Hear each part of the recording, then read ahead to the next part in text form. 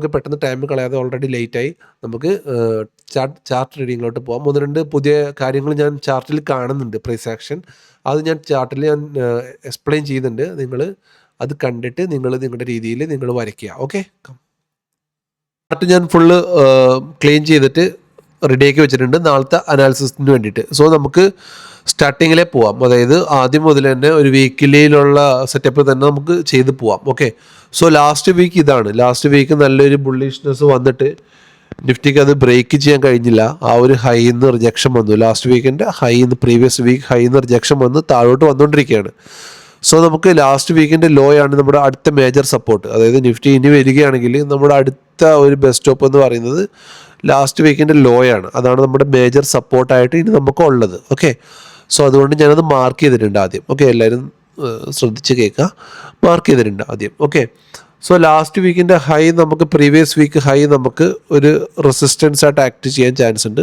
അത് ഇനി മുകളിലോട്ട് പോവുകയാണെങ്കിൽ ഇനിയും വീണ്ടും അതിന് ഞാൻ റെഡ് കളർ കൊടുത്തിട്ട് അതും മാർക്ക് ചെയ്തു. ഓക്കെ, സോ നമ്മൾ ലാസ്റ്റ് വീക്ക് നമ്മൾ ചെയ്യുമ്പോഴൊക്കെ പറയുന്നുണ്ടായിരുന്നു ഈ വീക്കിൻ്റെ ഉള്ളിൽ 2 വീക്കിൻ്റെ ഹൈസ് ഉണ്ടല്ലോ, അത് നമുക്ക് ഒരു സപ്പോർട്ടോ റെസിസ്റ്റൻസോ ആക്ട് ചെയ്യാൻ ചാൻസ് ഉണ്ട് നമ്മൾ പറഞ്ഞു. ഇത് വെച്ചിട്ടൊക്കെയാണ് നമ്മൾ ലാസ്റ്റ് വീക്കിൽ ലാസ്റ്റ് ദിവസങ്ങളിൽ നമ്മൾ ടാർഗറ്റ്സ് ഒക്കെ ഫിക്സ് ചെയ്തിട്ടിരുന്നത്. സോ അതിൻ്റെ താഴെയും മാർക്കറ്റ് വന്നിട്ടുണ്ട്, അതിൻ്റെ താഴെയും മാർക്കറ്റ് വന്നു. സോ അതും നമുക്ക് സപ്പോർട്ടല്ല, അതും നമുക്ക് റെസിസ്റ്റൻസ് ആയിട്ട് ആക്ട് ചെയ്യും, അതൊരു സപ്ലൈ ആയിട്ട് ആക്ട് ചെയ്യും. ഓക്കെ, നമ്മൾ അപ്പോൾ വീക്കിലി നമ്മളൊരു വ്യൂ ഉണ്ടാക്കി എടുത്തിട്ടുണ്ട്. വീക്കിലി 3 ലെവൽസ് നമുക്ക് ഇട്ടിട്ടുണ്ട്. വീക്ക് ഹൈ, വീക്ക് ലോ, അതിൻ്റെ മീഡിയത്തിലുള്ള ഒരു റേഞ്ച്. ഇനി നമുക്ക് ഡെയിലിയിലോട്ട് വന്നു കഴിഞ്ഞാൽ ലാസ്റ്റ് ഡേയുടെ ലോ ബ്രേക്ക് ചെയ്തു. ഓക്കെ, ലാസ്റ്റ് ഡേയുടെ ലോ ബ്രേക്ക് ചെയ്തു എന്ന് പറഞ്ഞു കഴിഞ്ഞാൽ ഈ ഒരു ബുള്ളിഷ് മൊമെൻറ്റം കഴിഞ്ഞിട്ട് ഒരു എന്താ പറയുക, ഒരു ഇൻഡിസെഷൻ ക്യാൻഡിൽ അല്ലേ, ഒരു ആ ക്യാൻഡിലിനുള്ളിൽ ഒരു ക്യാൻഡിൽ, അതായത് ഇൻസൈഡ് ബാർ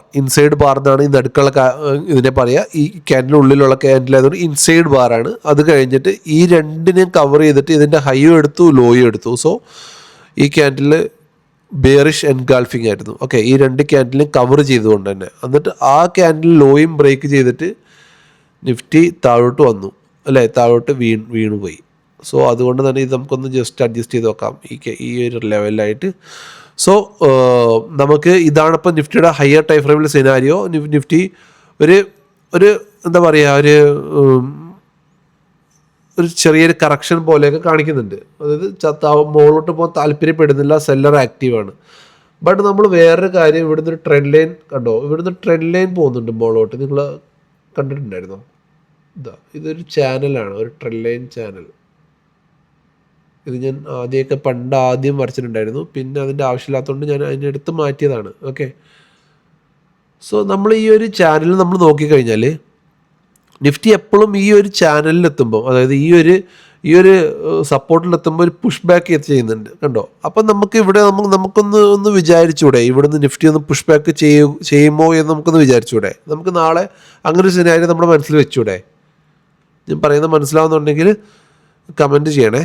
സോ നമുക്ക് അങ്ങനെ ഒരു സിനാരിയോ നമ്മുടെ ലാസ്റ്റ് ഈ ഒരു സോണിൽ നിന്നാണ് നിഫ്റ്റി കയറി മുകളിലോട്ട് പോയത്. ഇന്നും ഈ ഒരു സോണിലെത്തിയപ്പോൾ നിഫ്റ്റി ഒന്ന് പുഷ് ബാക്ക് ചെയ്ത് കാണിച്ചു തന്നു. എനിക്ക് താഴോട്ട് പോകാൻ അത്ര താല്പര്യമൊന്നുമില്ല, ബട്ട് എന്നെ മുകളിലോട്ട് പോകാൻ സമ്മതിക്കുന്നുമില്ല സെല്ലേഴ്സ്. സോ നമുക്ക് 1 അവറിൽ വന്നിട്ട് നോക്കുമ്പം ഇങ്ങനെ ഒരു സിനാരിയോ ഇവിടെ കാണുന്നുണ്ട്.